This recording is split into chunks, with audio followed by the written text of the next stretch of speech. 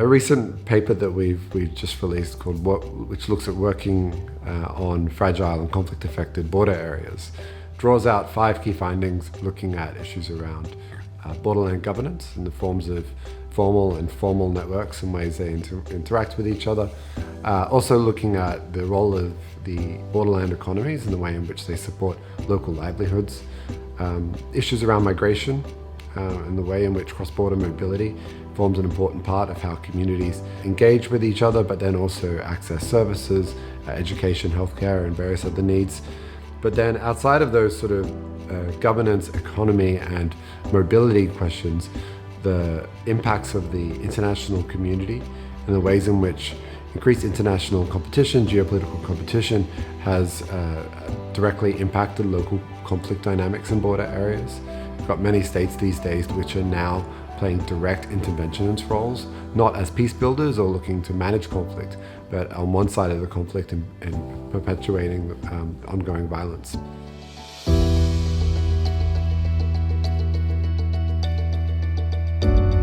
I think the biggest contribution that the XCEPT program has brought to the Asia Foundation and more broadly that I've really valued has been the ongoing support for a network of local researchers engaged and focused on studying the issues that the project looks at. So looking at fragile and conflict-affected border areas.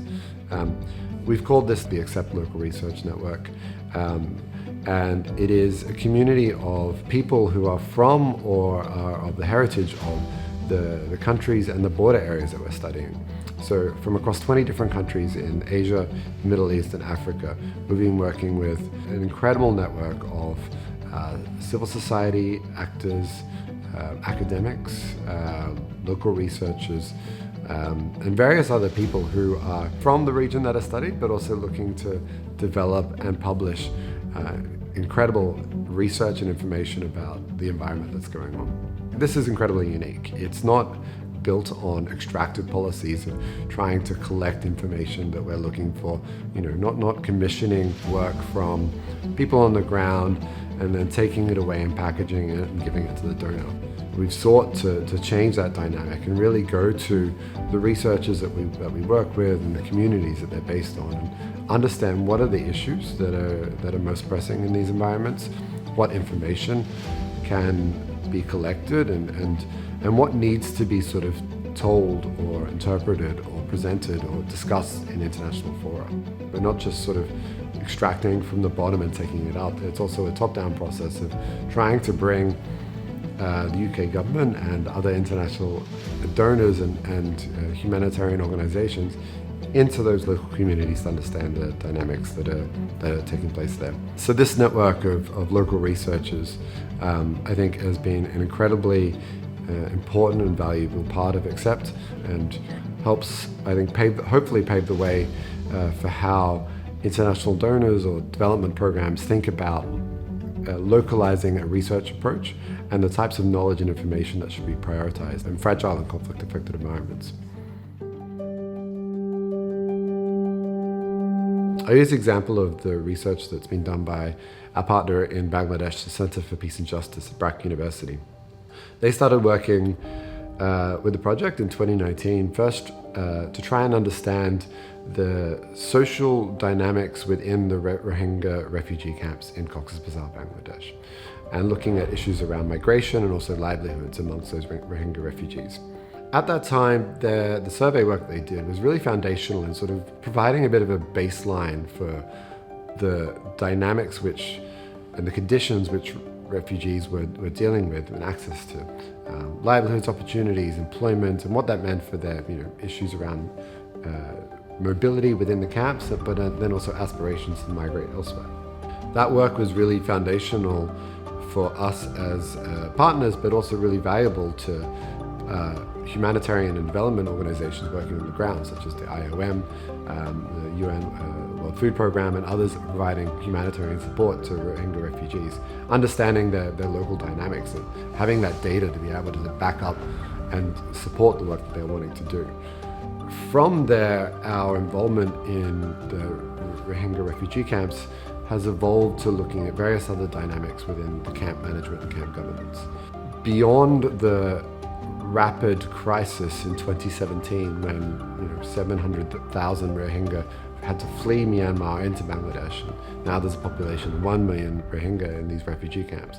Beyond that immediate crisis, there has never been a real long-term sustainable plan for management of those camp spaces, the types of development that you would normally see in such a community. So, job creation, training, skills, education, all of that. The long-term feasibility of the economy of that region. It's been heavily dependent on humanitarian aid from around the world. Humanitarian aid that is increasingly dwindling, putting greater pressure on aid distribution and whatnot in the camp. And so it's become apparent to us and our partners, the Center for Peace and Justice at BRAC University, that beyond these short-term rapid solutions to a crisis, there needs to be a long-term change in the way in which Rohingya are managed, the camps are managed, and the laws and regulations around refugees in Bangladesh. The BRAC University Center for Peace and Justice have just released a refugee model law, which is an attempt to bring the international conversation of what legislation does the Bangladesh government need to be able to effectively manage refugees in their country. It's a country that's not a signatory to the refugee protocols, but has been a host of refugees for going back decades, and are now 1 million people.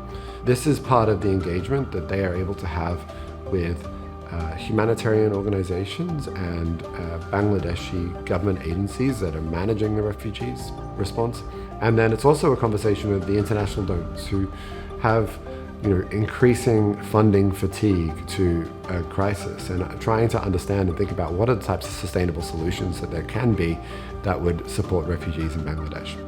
There's a draft model law now. There is a domestic conversation that's taking place.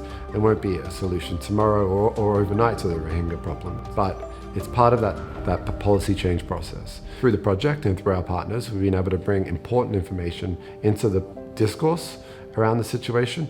It's a process of bringing about positive solutions to these long-term issues.